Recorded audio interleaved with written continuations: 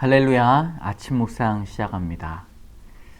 나는 전능하신 아버지 하나님, 천지의 창조주를 믿습니다.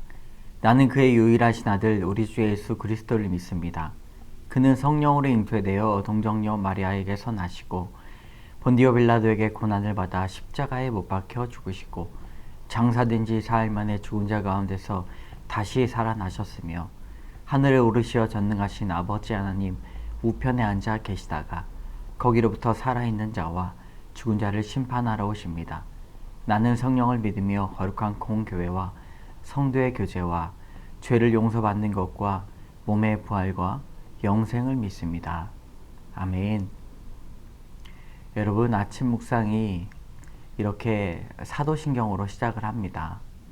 이 사도신경을 한다는 것 자체가 얼마나 귀한 일인지, 우리가 기력이 다해서 이제는 늙어 아무 말도 할 수 없을 때 이 사도신경만으로도 하나님 앞에 귀한 고백이 될 수 있음을 여러분 꼭 기억하시기 바랍니다.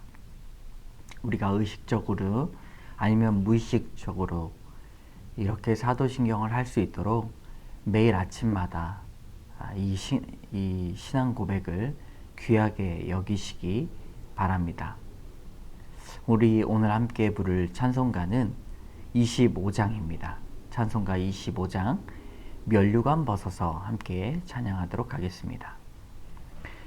면류관 벗어서 주 앞에 드리세 저 천사 기쁜 노래가 온 땅에 퍼지네 내 혼아 깨어서 주 찬송하여라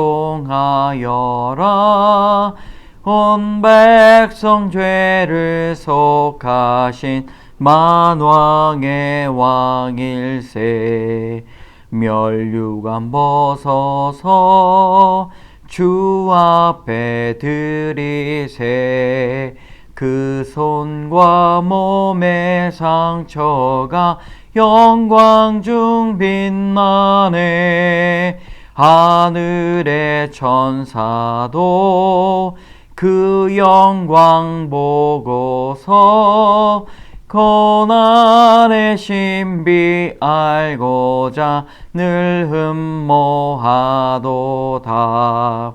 면류관 벗어서 주 앞에 드리세 온 세상 전쟁 그치고 참 평화 오겠네 주 보좌 앞에서 온 백성 엎드려 그 한량 없는 영광을 늘 찬송합니다. 아멘. 아멘. 오늘 주님께서 주시는 이 지혜의 말씀, 우리 전도서 1장 12절에서 18절까지입니다. 12절에서 18절까지의 말씀 함께 한 목소리로 읽겠습니다. 나 전도자는 예루살렘에서 이스라엘 왕이 되어 마음을 다하며 지혜를 써서 하늘 아래에서 행하는 모든 일을 연구하며 살핀즉 이는 괴로운 것이니 하나님이 인생들에게 주사 수고하게 하신 것이라 내가 해 아래에서 행하는 모든 일을 보았노라 보라 모두 다 헛되어 바람을 잡으려는 것이로다 구부러진 것도 곱게 할 수 없고 모자란 것도 셀 수 없도다 내가 내 마음속으로 말하여 이르기를 보라 내가 크게 되고 지혜를 더 많이 얻었으므로 나보다 먼저 예루살렘에 있던 모든 사람보다 낫다 하였나니 내 마음이 지혜와 지식을 많이 만나 보았음이로다 내가 다시 지혜를 알고자 하여 미친 것들과 미련한 것들을 알고자 하여 마음을 썼으나 이것도 바람을 잡으려는 것인 줄 깨달았도다 지혜가 많으면 번뇌도 많으니 지식을 더하는 자는 근심을 더하느니라. 아멘. 오늘 이렇게 12절부터 보면 우리가 솔로몬 왕이 이 세상을 살아가면서 특별히 연구한 것들이 있다라고 말하고 있습니다. 온 힘을 다했다라고 말을 하고 마음을 다하여 그것을 알아보았다. 심중에 스스로 생각해 보니 16절에 내가 내 마음속으로 말하여 이르기를 이렇게 표현을 하고 있습니다. 그러므로 생각을 해보았고 마음을 다하여서 그것들 연구해 보았다는 그 이야기를 오늘 하고 있습니다. 오늘 첫 번째 교훈이 바로 그 인생을 주신 이유가 무엇인지 알았다는 것이죠. 우리 13절의 말씀에 마음을 다하며 지혜를 써서 하늘 아래에서 행하는 모든 일을 연구하며 살핀즉 이는 괴로운 것이니 하나님이 인생들에게 주사 수고하게 하신 것이라. 아멘. 솔로몬은 젊은 시절에 젊은 혈기로 온갖 지혜를 다 연구하였다는 것을 말하고 있습니다. 마음을 다했다. 모든 일을 할 때 전심으로 그것을 행했다라고 표현하고 있죠. 그 결과 나이가 들어서 보니 이 모든 일들이 괴로운 일이었다라고 발견하게 됩니다. 젊어서는 우리가 재미가 있어서 그리고 궁금하고 호기심이 있어서 그것들을 다 살펴보게 되는데 솔로몬이 나이가 들어서 그것들을 뒤돌아보니까 아주 괴로운 일이었다라고 결론을 맺고 있습니다. 그때서 나이가 들어서 이 고백해 보니 뒤돌아 보니 하나님이 그 인생들에게 주셨던 그러므로 사람들에게 다 주셨던 일이었다. 수고하게 하신 분이 바로 하나님이셨다라는 결론에 이르게 됩니다. 여러분, 하나님께서 인생들에게 수고하게 하심, 이것을 깨닫게 하시려는 그 이유가 있습니다. 인생을 주신 이유가 하나님을 깨닫게 하신 것이다. 창조주 하나님을 발견하게 하신 것이다. 우리에게 참된 아버지가 있는데 그분이 하나님이시다 라는 것을 알기 위해 우리에게 인생을 선물하셨다라는 것이죠. 수고, 그리고 일, 노고, 우리가 인생을 다른 말로 표현하게 됩니다. 수고하였다, 일하였다, 노고를 갖게 했다. 여러분, 그것들을 통하여서 우리가 하나님을 알지 못한다면 그것이 헛된 것이다 라고 솔로몬은 지속적으로 말하고 있습니다.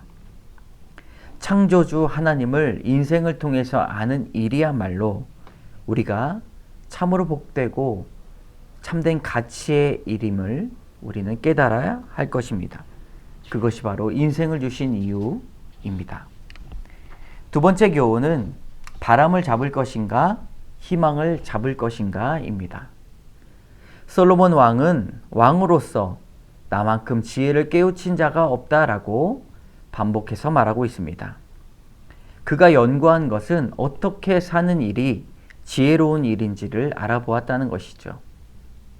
그리고 또 한편으로 어떻게 사는 일이 얼빠진 일인지 무척이나 애를 써보았습니다.